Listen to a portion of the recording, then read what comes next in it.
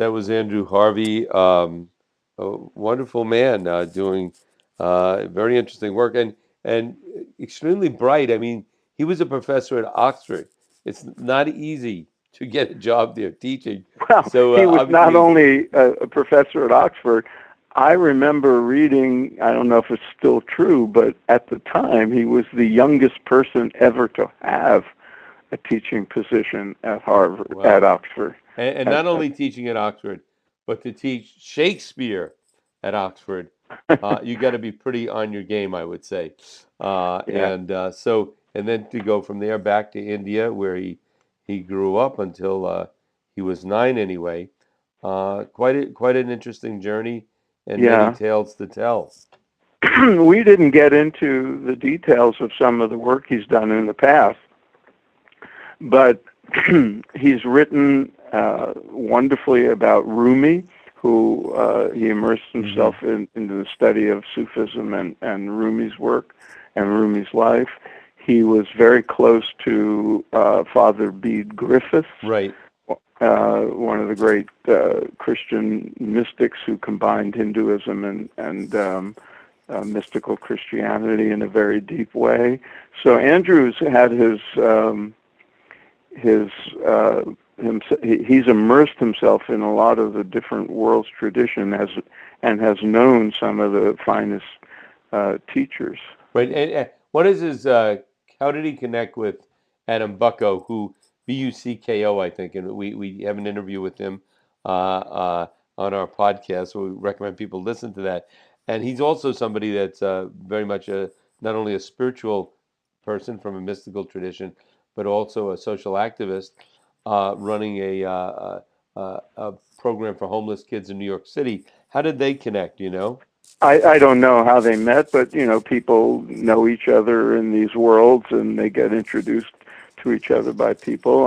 So I don't know how they came to know each other, but it makes sense that two people with the passions they have Right. and the Yeah, in the interview when he mentioned I was at Ramakrishna, that yeah.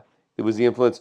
You said that you picked up on that even before he mentioned it. Yeah. What was it that you picked up on? Well, Ramakrishna famously, at one point, we're now talking about late 19th century Hmm. India, outside of Calcutta, where he was, and where his fame grew. Hmm. He famously decided to uh, test the hypothesis, essentially, that all the mystical paths, if you take deeply any of the world's traditions and go deeply into their practices and take them to their source, you will come to the same oneness, the same unitive experience of yogic experience. And so he did that, and he immersed himself in Islam and in Christianity, which would have been the two options for India at that time, outside of all the variety of what we call Hinduism.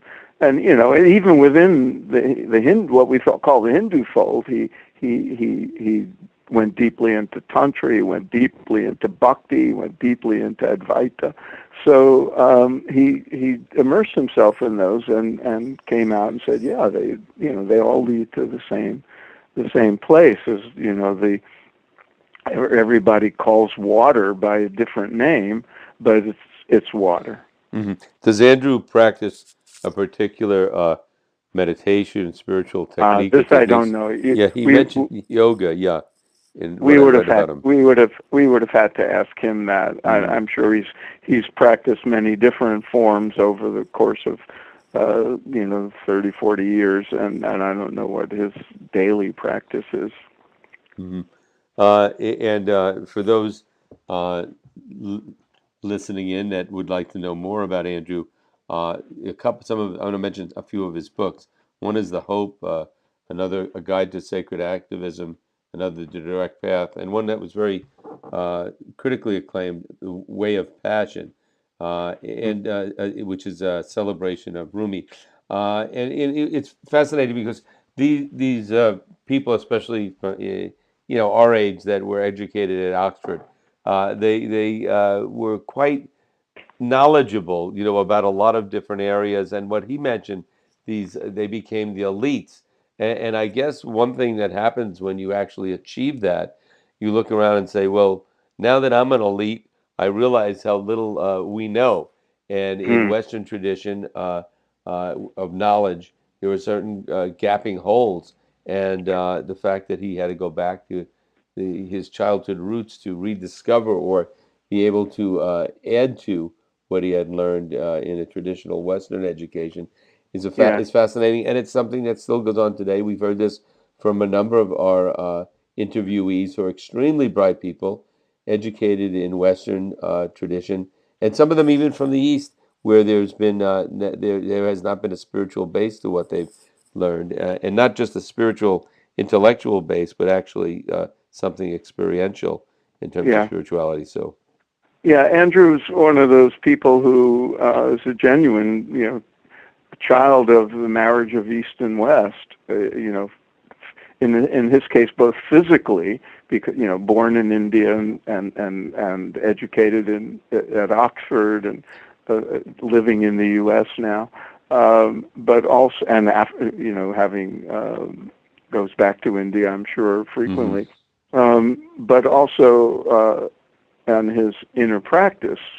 So he was deeply immersed in the mystical yogic traditions of Hinduism, and studied with a Tibetan Buddhist master, and at the same time immersed himself in mystical Islam, the Sufi tradition, and the contemplative Christian Hmm. world of. How did you first meet him, or become Like a familiar with lot him? of other people who we've interviewed, I first connected with Andrew when I was researching American Veda. He's one Hmm. of the people I interviewed for the book, and I profile him in the book for these reasons we've been discussing. And so, that's how we met. I sought him out, and he was an important resource. Right.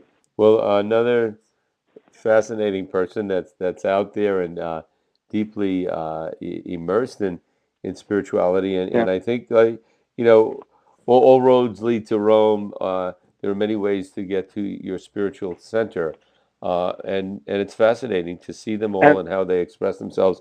And I think his work and his passion and love of animals is very moving, and yeah, and I he just mentioned he emphasized his work with animals, but he's equally passionate about the environment and right. the crisis of climate change, and we should note that people like Andrew and others we've had on the show, especially Marianne Williamson, have come to the same realization that um, going within and cultivating our spiritual life is is a vital thing to do, and probably the most important human thing we can do. But then we have to come out into the world and Hmm. be good citizens and bring what we harvest within ourselves out into the world and make a contribution. Yeah, I mean, it would be an extreme disappointment, failure, if human beings destroyed the environment, and we're on the verge of doing that. And I say that in a collective way. Everybody's either going to do something to stop that and correct it, or not. And so I Yeah. think that growing spiritually leads to greater social responsibility, and Hmm. hopefully we'll see that turn around. And congratulations to people like Andrew that are very actively engaged in at least encouraging the conversation and making steps to elevate people's consciousness so that these things don't happen. Yep. All right. Very good. Well, We'll next have to have time. him back on. Yeah, absolutely. Okay, my friend. Spirit Matters at spiritmatterstalk.com. Thank you for listening.